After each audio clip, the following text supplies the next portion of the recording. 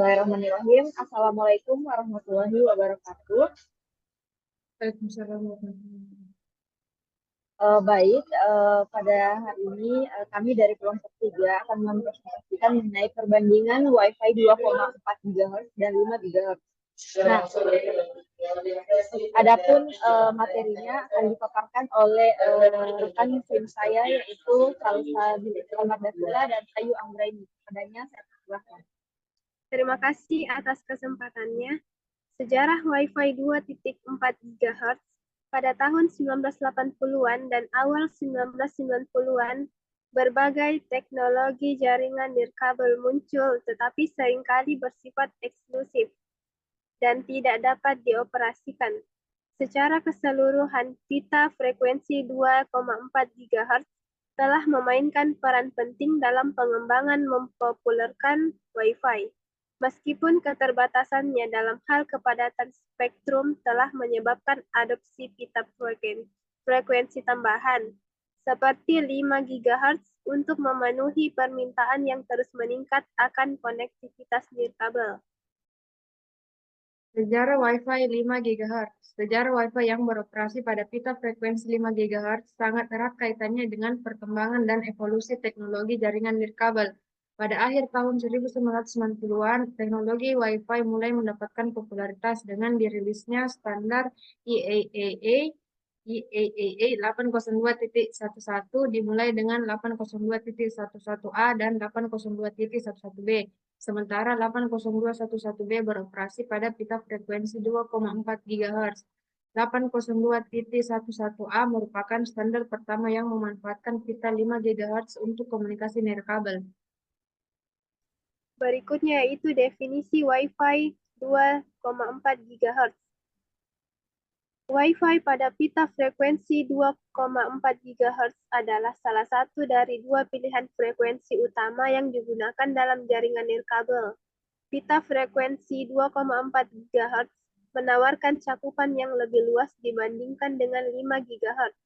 Artinya, sinyal Wi-Fi pada frekuensi ini lebih baik dalam menembus penghalang seperti dinding atau gedung. Karena kelebihan ini, Wi-Fi 2,4 GHz cocok untuk lingkungan di mana jarak antara router dan perangkat pengguna jauh atau terdapat banyak penghalang fisik. Namun, kekurangan utama Wi-Fi 2,4 GHz adalah kerentanan terhadap interferensi dari perangkat lain yang menggunakan frekuensi yang sama, seperti microwave, telepon nirkabel, atau perangkat Bluetooth. Kepadatan yang tinggi dari perangkat menggunakan frekuensi ini di daerah padat penggunaan bisa menyebabkan penurunan kinerja. Adapun definisi Wi-Fi 5 GHz, yaitu Wi-Fi pada pita frekuensi 5 GHz adalah alternatif yang lebih baru dan berkembang pesat. Frekuensi 5 GHz menawarkan kecepatan transfer data yang lebih tinggi dibandingkan dengan 2,4 GHz. Ini membuatnya cocok untuk aplikasi yang membutuhkan koneksi internet yang cepat dan stabil, seperti streaming video berkualitas tinggi atau bermain game online.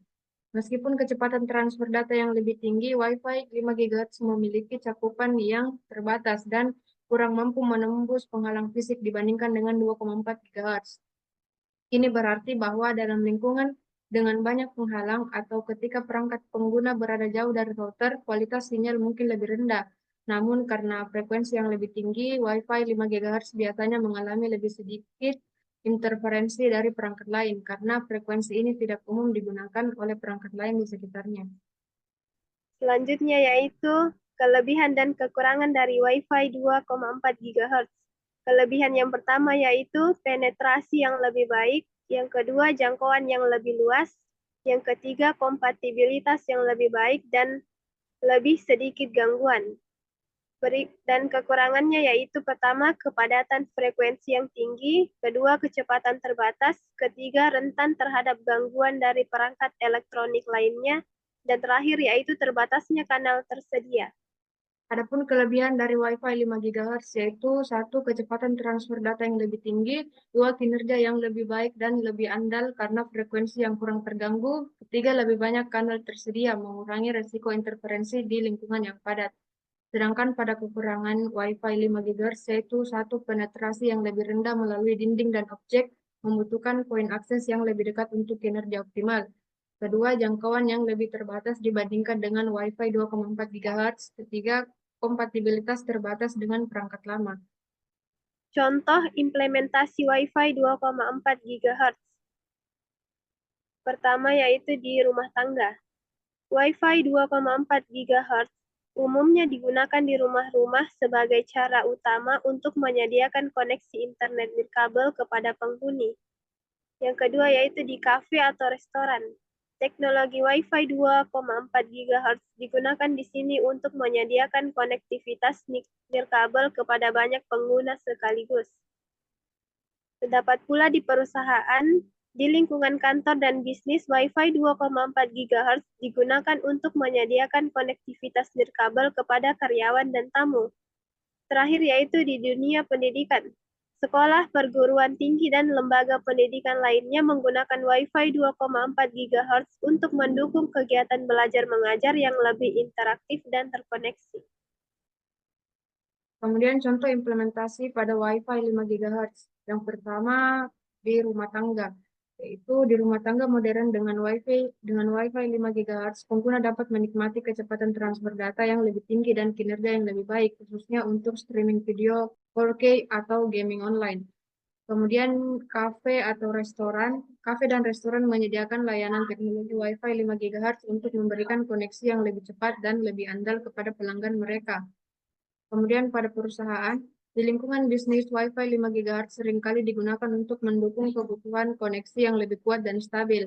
Sedangkan pada dunia pendidikan, sekolah, perguruan tinggi, dan universitas seringkali menggunakan Wi-Fi 5 GHz untuk mendukung kebutuhan konektivitas yang tinggi di lingkungan pendidikan.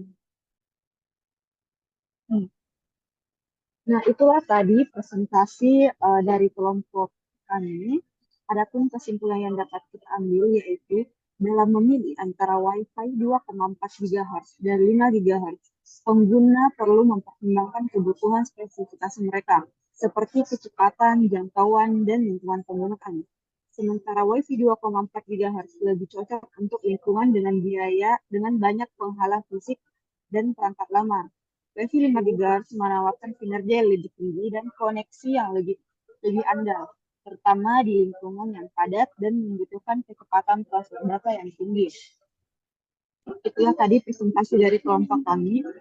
Kepada para audiens yang ingin bertanya, kami persilahkan. Nah, jika tidak ada pertanyaan, ya kepada saudara Ikhwan Saifullah. Tidak ada. Baik. Itulah tadi presentasi dari kelompok kami. Kurang dan lebihnya mohon dimaafkan. Cukup sekian. Wassalamualaikum warahmatullahi wabarakatuh.